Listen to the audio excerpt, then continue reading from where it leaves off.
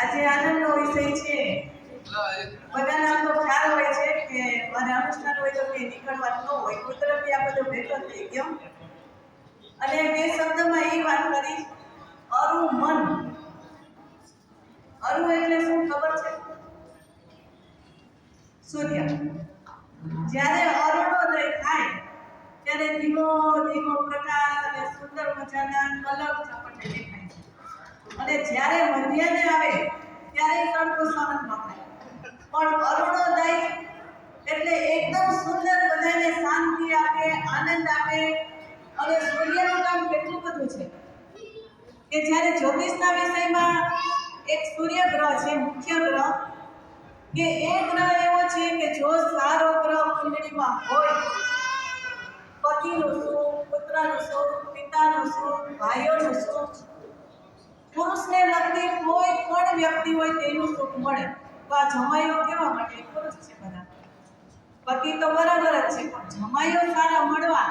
એટલે હું આ હમણાં સાધનાને દેવાંશીને કહેતી હતી કે જો દીકરા ન હોય પણ દીકરી હોય તો કેટલું સુંદર મજાનું કાર્ય કરે છે.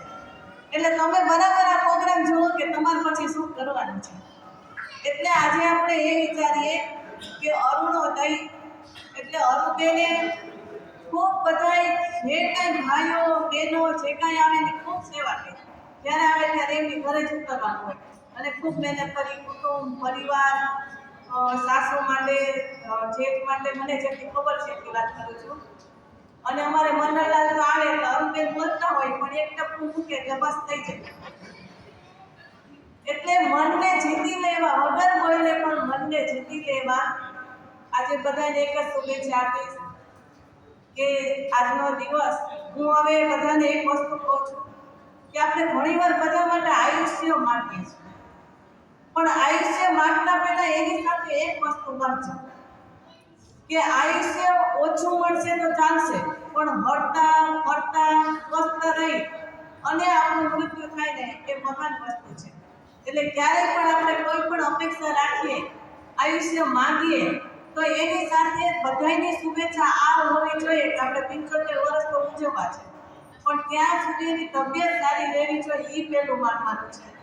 એટલે આજે આપણે બધા એવી સરસ ભાવના ભાવીએ કે છેલ્લી જિંદગીમાં બધું એને આનંદ છે, સુખ શાંતિ ને સમૃદ્ધિ છે. દીકરી, જમાઈ, પિયર પક્ષે, સાસરિયા પક્ષે, કુટુંબ પક્ષે અમે તો વર્ષોથી અનુભવ કરીએ છીએ કે બધી રીતે સારું છે, કર્મના ઉદય તો આવે, પણ હજુ એમની જેટલું આયુષ્ય હોય એટલું સરસ રીતે અને સ્વસ્થ રીતે પૂર્ણ થાય અને સરસ મજાની એને જીવન જેટલી પળો છે એટલી સારી જાય એવી આપણી બધાની શુભભાવના. જય જિનેન્દ્ર, જય મહાદેવ, જય માતાજી.